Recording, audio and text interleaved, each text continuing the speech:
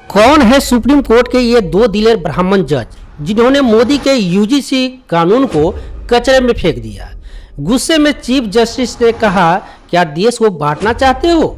देश को कहां लेकर जा रहे हो? कोर्ट से कान पकड़कर भागा मोदी सरकार का वकील। फिर जस्टिस सूर्यकांत ने दिए 3 आदेश। गुस्से में chief justice of India Suryakant ने जब यूजीसी कानून पर जवाब मांगा तो कोर्ट में मोदी सरकार के वकील की टांगे कांपने लगी। जब मोदी से लेकर शाह तक की जुबान पर लगा ताला, तब सुप्रीम कोर्ट ने मोदी सरकार के अहंकार में ऐसा हथौड़ा चला दिया है जिसकी दर्द में कई दिनों तक बीजेपी के कई बड़े बड़े नेताओं को नींद नहीं आएगी।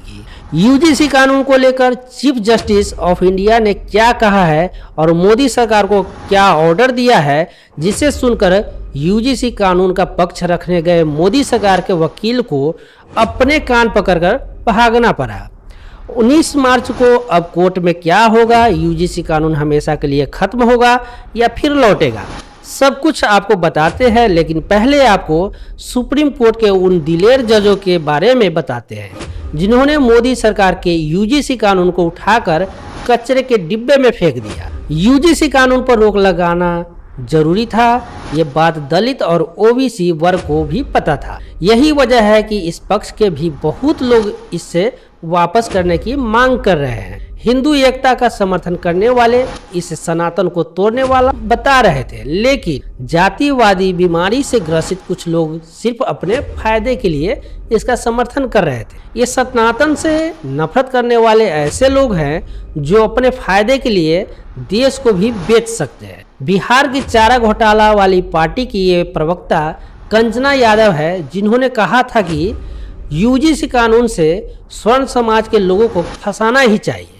इसी सोच पर सुप्रीम कोर्ट ने तमाचा मारा है, लेकिन हैरानी की बात यह है कि यूजीसी कानून पर रोक लगाने वाले जजों पर भी अब सवाल उठाया जा रहा है। कहा जा रहा है कि सुप्रीम कोर्ट के जिन 2 जजों ने मोदी सरकार के यूजीसी कानून को कचरे के डिब्बे में फेंका है वो ब्राह्मण है, इसलिए रोक लगाई गई है। लेकिन सच ये है कि 4th चीफ जस्टिस गवाई भी ये कह चुके हैं कि SC/ST आरक्षण में क्रीमी लेयर होनी चाहिए।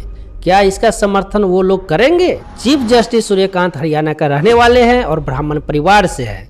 जस्टिस सूर्यकांत वो दिलेर जज है जिनके सामने कोई भी सरकार रही हो किसी से डरे नहीं और देश के कई बड़े अहम फैसले दे चुके हैं। यूजीसी कानून पर रोक लगाने वाले जस्टिस सूर्यकांत ने ही जम्मू कश्मीर से विशेष दर्जा हटाने के फैसले को बरकरार रखा था। जस्टिस सूर्यकांत ने ही देशद्रोह कानून को अंग्रेजों को बताकर इसे भारत के कानून से हटाने की बात कही थी और रोक लगाई थी। पेगासिस मामले के साथ साथ महिला आरक्षण बार एसोसिएशन के चुनावों में महिलाओं के लिए आरक्षण का भी समर्थन किया था। यूजीसी कानून पर रोक लगाने वाले पीठ में शामिल दूसरे जज हैं न्यायमूर्ति जे माल्या बागची।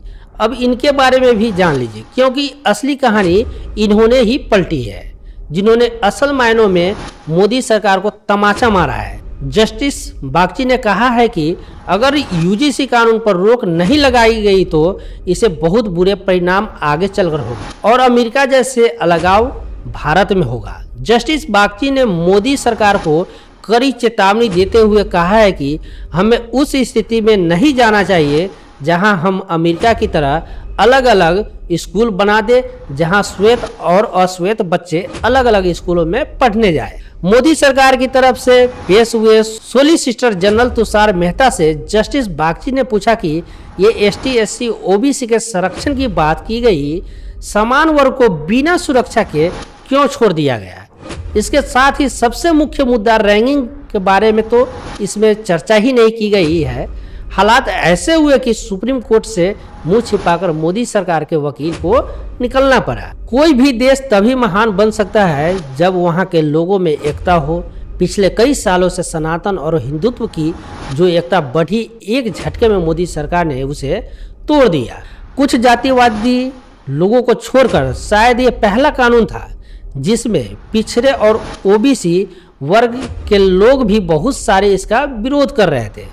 मायावती ने भी इसमें संशोधन की बात कही थी, लेकिन जिसकी जाति में ही खोट है अब वो सुप्रीम कोर्ट के ऊपर भी उंगली उठा रहे हैं। मतलब उनके फैसला होगा तो स्वागत नहीं होगा, विरोध करेंगे। यूजीसी कानून पर रोक लगाने वाले जजों पर सवाल उठाए जा रहे हैं, लेकिन यूजीसी पर सुप्रीम कोर्ट के फैसले पर आपकी क्या राय है, कमेंट बॉक्स में पढ़कर जरूर बताइएगा। मिलते हैं फिर एक नेक्स्ट अपडेट के साथ, तब तक के लिए धन्यवाद। जय हिंद।